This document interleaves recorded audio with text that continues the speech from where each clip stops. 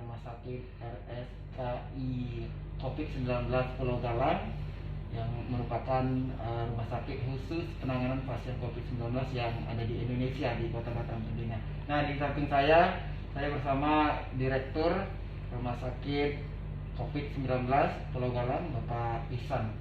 Pak Ihsan, selamat siang Pak. Selamat siang Mas. Baik, Pak Ihsan, ingin tahu Pak Ihsan ini merupakan Direktur RSKI Galang Pak ya, dan rumah sakit ini memang baru di Batam mulai April kemarin Pak ya? Awal April. Pak, bisa diceritakan sebenarnya Pak Ihsan berasal dari mana, kemudian kemarin sebenarnya sebelum di RSKI Galang ini tugas di mana seperti itu Pak Ihsan? Silakan Pak. Ya, terima kasih Mas.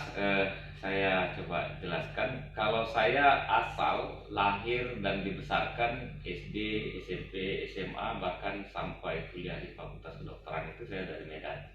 Saya alumni Fakultas Kedokteran Universitas Sumatera Utara. Kemudian saya memasuki karir sebagai seorang militer, dididik di Akmil Magelang. Kebetulan saya juga setelah itu tugas pertama saya di Akademi Militer di Magelang. Kemudian dari situ saya dapat izin untuk melaksanakan pendidikan spesialis. Saya mengambil spesialis bedah saraf di Universitas Airlangga, Rumah Sakit Dr. Sutomo, Surabaya. Nah, selepas itu saya bertugas di Kodam Iskandar Muda di Aceh, dari mulai Banda Aceh sampai Lok Sumawe. Kemudian sambil saya berdinas di Iskandar Muda, saya menempuh pendidikan S3 saya di Fakultas Kedokteran Universitas Sumatera Utara. Nah, setelah saya selesai S3, saya berpindah ke Kodam 1 Bukit Barisan. Jabatan saya terakhir sebelum saya menempati sebagai Kepala Rumah Sakit khusus infeksi COVID-19 Pulau Galang ini adalah Kepala Rumah Sakit Putri Hijau. Dan saya dipercaya, ditunjuk, diperintahkan itu memimpin di Rumah Sakit Pulau Galang ini. Demikian. Kalau militer saya ya sudah cukup banyak juga. Saya sudah pernah tugas ke Ambon, sudah banyak lah. Saya juga sebelumnya waktu saya berpangkat Kapten dan Mayor, saya sudah pernah memimpin juga rumah sakit tentara di Aceh. Ya, artinya pengalaman tempat tugas sudah cukup banyak. Oke, terakhir kemarin sebelum di Pulau Galang gimana Pak? Saya sebelum di Rumah Sakit Pulau Galang ini saya sebagai Kepala Rumah Sakit Putri Hijau, Rumah Sakit tingkat 2 Putri Hijau di Kota Medan. Jadi dia Rumah Sakit tingkat 2 di Kodam 1 Bukit Barisan. Aslinya Bapak asli dari Medan, kemudian lebih banyak tugas di Medan betul Pak ya? Tidak, saya malah justru tugasnya sudah banyak di luar. Kalau di Medan saya hanya baru 3 tahun. 3 tahun saya sudah melanglang buana, sudah kemana-mana. Keluarga dan juga istri, anak di Medan semua sekarang Pak ya? Iya, saat ini ketika saya pindah ke Medan, semua saya boyong ke Medan dan sudah kita memiliki home base atau bertempat di Medan lah. Jadi kalau penugasan sifatnya saya yang pergi. Pak Ihsan, kaget tidak kemarin pas April ada RSKI Galang, rumah sakit khusus pasien COVID-19 di Galang, dan Bapak ini ditunjuk sebagai Direktur rumah sakit ini. Seperti apa kemarin ceritanya Pak Ihsan? Ya, kagetnya luar biasa Mas, karena awal pembangunan ini pun kita hanya dengar berita, nggak pernah tahu dan nggak pernah juga saya kebayang bakal saya yang ditunjuk atau diperintahkan memimpin di rumah sakit ini. Nah, apalagi kita tentara itu biasanya penunjukan itu seketika saja. Ya, seperti yang saya katakan, saya diberi informasi hari Kamis, hari Jumat saya sudah harus sampai kemari dan terus saya harus sudah bekerja bagaimana dengan tim yang ada di sini, berkomunikasi, berkonsolidasi dengan tim bekerja di sini bagaimana untuk mempercepat rumah sakit ini operasi, karena memang itu yang penekanan dari pemerintah pusat. Rumah sakit harus segera dioperasikan, sehingga ya sangat kaget dan bebannya cukup berat. Nah, selain kita mempersiapkan SDM, kita mengecek fisik prasarananya, kita mengecek alat kelengkapannya, alat kesehatannya, kita membuat piranti lunaknya seperti SOP, alur pasien, kemudian kita mengecek obat, kekurangannya apa yang diperlukan, dan cukup sangat berat dan memang menyita energi yang cukup besar. Ketika ditunjuk langsung survei ke Batam atau seperti apa kemarin Pak? Ketika ditunjuk seperti saya katakan, saya dipanggil oleh Pangdam hari Kamis, saya diberitahu siang, Jumat pagi saya sudah sampai kemari Ke Batam, dan langsung saya action, saya langsung bekerja, dan saya langsung dikatakan ya sudah kamu memimpin rumah sakit sana. Ya demikian sampai sekarang ini. Jadi ya memang belum ada wacana sebelumnya yang saya dengar, belum ada arahan-arahan yang sifatnya katakanlah itu informasi-informasi kecil, nggak ada. Saya dipanggil, diperintahkan ya sudah berangkat. Nah kita TNI ya selalu siap kondisi apapun. Ya alhamdulillah kita tetap bisa berbuat yang terbaik lah untuk negara dan bangsa Indonesia. Pak Ihsan, sebelum kemarin ke Batam, sebelum menjadi direktur, pernah berkunjung atau sebelumnya ke Batam gitu Pak dalam hal dinas bertugas seperti itu?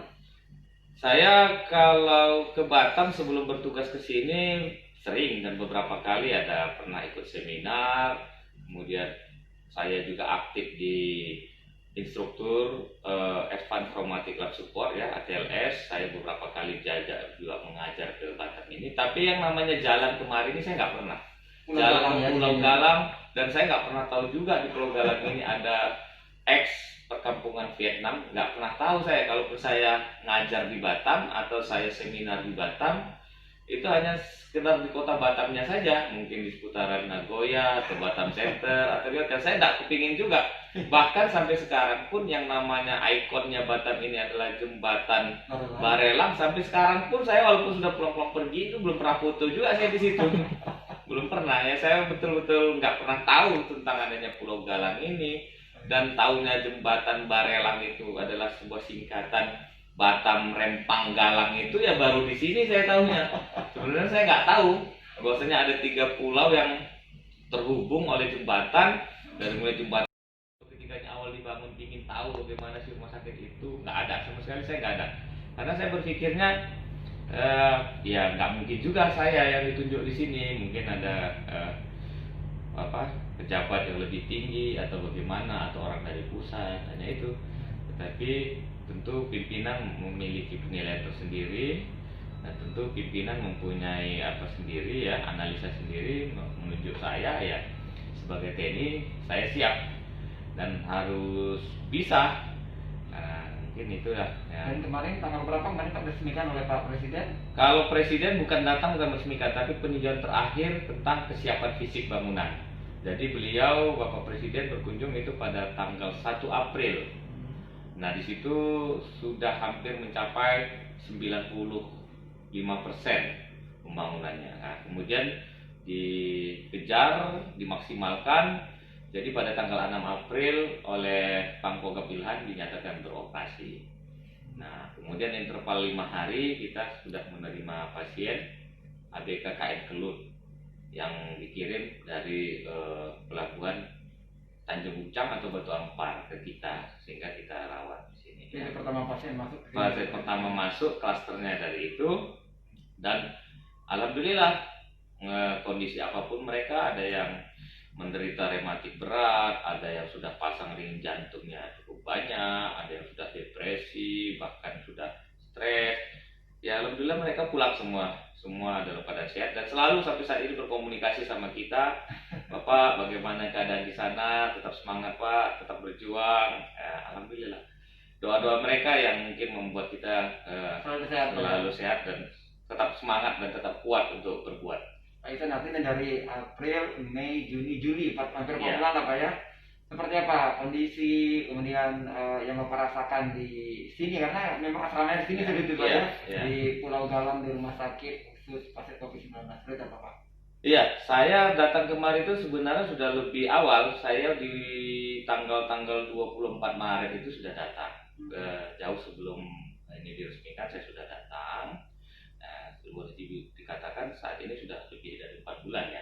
Nah kalau kondisinya semakin hari kita berjalan, awal-awalnya sih saya sering mendengar bahwasanya beberapa dari staf kita itu kadang-kadang sering mengalami gangguan oleh makhluk gaib atau apa katakan, bahkan sering beberapa kali melihat penampakan yang kata mereka, tapi saya sebenarnya itu hanya saya abaikan saja. Tetapi ada kejadian yang membuat saya betul-betul merasa keberadaan itu benar gitu, dan saya tidak boleh menyangkal lagi. Kenapa? Karena memang salah satu dari staf kita dan petugas kita dan personel kita bahkan memang ada yang hilang dia jam 2 malam baru kita temukan pada jam 2 malam kita temukan, besok paginya itu sekitar pukul 7.30, dan dia memang dalam keadaan bingung, nggak ngerti, nggak tahu, sehingga saya pun heran karena kebetulan saya pula yang menemukannya langsung. Jadi saya pun berpikir sampai saat ini saya selalu termenung,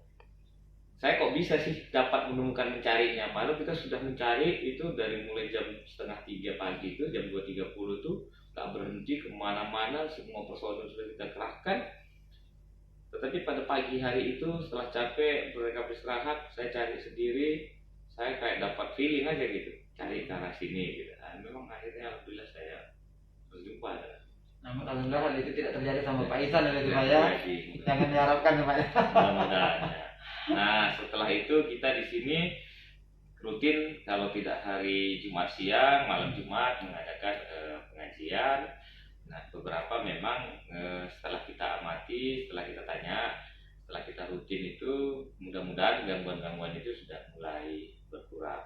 Nah, Pak Ihsan, kita tahu di sini kan pulau sendiri Pak ya, Pulau Galang. Nah, bagaimana untuk pasokan makan kita di sini dari perawat, kemudian dari tim medisnya untuk memenuhi kebutuhan kita sehari-hari begitu Pak Ihsan? ya, Sulit nggak? makan kita kebetulan kita TNI ini ada dalam satuan gugus tugasnya, itu ada memang kita penyediaannya itu dapur lapangan yang dikelola oleh TNI yang melekat dengan rumah sakit kita. Jadi segala kebutuhan makan kita baik pasien maupun tenaga kesehatan itu didukung oleh dapur lapangan. Praktis makannya kita tidak pernah terkendala karena memang mereka siapkan untuk kita. Semua personil disiapkan makan dan termasuk pasien. Baik, Pak Ihsan, terima kasih ya Pak ya atas waktunya. Ya.